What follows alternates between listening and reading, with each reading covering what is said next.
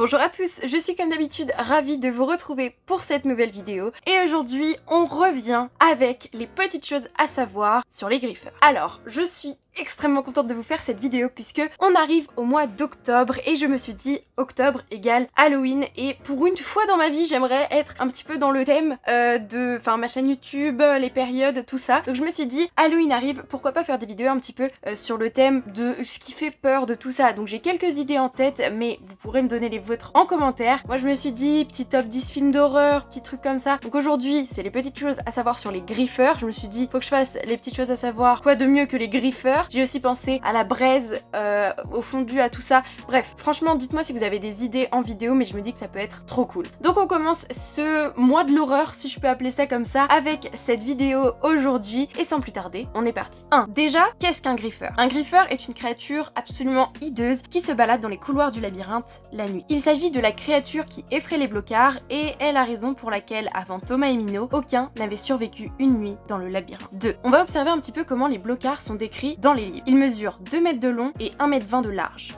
Dans les livres, rien ne distingue le devant du derrière de la créature. Des pointes métalliques dotées de pinces, de scies ou encore de lumières aveuglantes sortent de leur corps toutes les 10 à 15 secondes. On sait aussi d'eux qu'ils se déplacent en roulant, qu'ils sont capables de grimper au mur et qu'ils sentent le griller ou le brûler. 3. Maintenant passons à leur description dans les films. On peut alors voir une sorte de mixture entre araignée et scorpion, le réalisateur ayant alors créé un monstre représentant deux animaux qui sont déjà effrayants pour une grande majorité des personnes et qui plus est, à taille augmentée. Dans les films, les griffeurs mesurent donc 2 mètres de large, 2,5 mètres de haut et 3 mètres de long. Pour le coup, on distingue très nettement le devant du derrière avec une queue de scorpion au bout de laquelle on retrouve des seringues et des pinces, et une tête dotée de plein de petites dents pointues. Les griffeurs ont d'ailleurs pour habitude de claquer des dents et donc de produire un son comparable à celui des mandibules d'insectes. Ils ont de longues pattes et se déplacent aussi vite que des araignées. En bref, ces créatures sont mi-organiques, mi-mécaniques,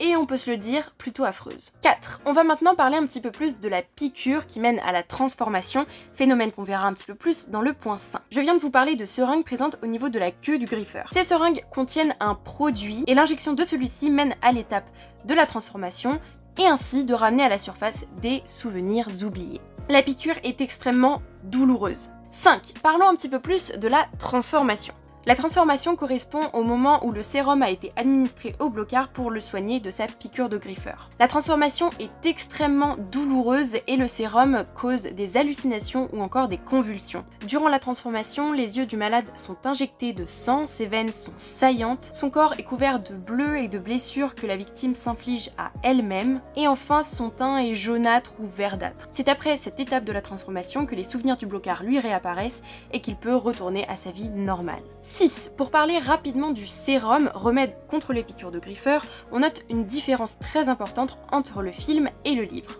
Dans les livres, les blocards reçoivent chaque mois dans la boîte des seringues prêtes à l'usage, directement envoyées par Wicked, en même temps que les autres vivres habituels. Dans le film, en revanche, lorsqu'un blocard est piqué, il est plus ou moins destiné à la mort, puisqu'ils ne reçoivent pas de seringue via la boîte. Ce n'est que lorsque c'est le tour d'Albi de se faire piquer que Teresa, qui vient à peine d'arriver, va déclarer avoir trouvé 2 seringues de sérum dans sa poche. Dans les deux cas, le sérum est créé et envoyé par les créateurs. Le sérum permet donc de subir la transformation et ainsi de survivre, puisque si celui-ci n'est pas administré à temps, il y a de fortes chances de mourir. 7. De ce que nous savons, les griffeurs sont notamment responsables de la mort d'Albi, Zart ou encore Ben. Quant à Thomas et Albi, ils sont dans le film les 2 seuls blocards à avoir subi la transformation. 8. Ainsi, comme vous l'aurez compris, les griffeurs sont des créatures qui ont été créées par les créateurs, soit par les membres de Wicked. À l'intérieur des queues des griffeurs se trouve une poignée qui sert d'interrupteur et permet à Wicked de mettre les créatures hors service. On sait également que le trou des griffeurs est directement relié aux locaux de Wicked. En effet, la sortie de l'un et l'entrée de l'autre. De par leurs ressources et leurs fonds quasi illimités, les créateurs ont pu et ont su créer des monstres à la fois organiques et mécaniques, avec un tronc formé de chair, de sang, d'os, bref, de vie tout simplement, et des pattes et une queue faite de métal. 9. Nous allons enfin parler un petit peu plus du trou des griffeurs. Le trou des griffeurs, c'est la maison, l'habitat, le repère des griffeurs. C'est l'endroit, je suppose, où les griffeurs se réfugient en journée ou quand leur section n'est pas ouverte. Il s'agit en fait d'un passage invisible. Dans le livre, le trou des griffeurs est découvert par Minot et Thomas lorsque ces deux-ci passent une nuit dans le labyrinthe. L'un des griffeurs va tomber dans le trou et disparaître, littéralement. Donc, à un endroit précis du vide, de là de la falaise, se trouve un passage secret, l'entrée des griffeurs. Quant au film, Minot et Thomas parviennent à ouvrir diverses portes menant au trou des griffeurs grâce à une clé de la section 7. Puis ils arrivent à cette fameuse porte où un code est nécessaire pour entrer.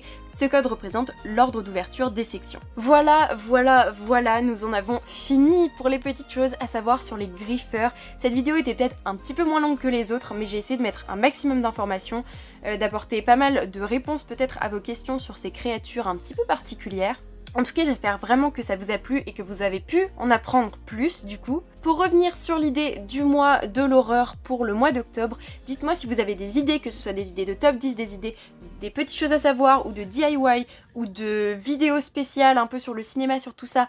Enfin bref, qui soient en rapport avec ma chaîne, mais aussi en rapport avec le fait que ça fasse un petit peu peur ou tout ça. Je me suis dit, peut-être que je pourrais essayer de faire un maquillage de zombies à la The Walking Dead ou un fondu du labyrinthe, pourquoi pas. Non mais je sais pas, j'ai eu des petites idées qui étaient là en mode je pop-up dans ta petite tête Aline, et donc j'aimerais bien avoir vos idées pour voir un petit peu ce que vous attendez de ce mois, mais franchement je suis trop contente et j'espère que ça va vous plaire. Moi en tout cas, pour l'instant je trouve que ça commence plutôt pas mal avec les petites choses à savoir sur les griffeurs. Si vous avez des idées, dites-moi tout ça dans les commentaires, des idées de prochaines petites choses à savoir, même si c'est pas sur le thème de l'horreur, dites-les moi en commentaire.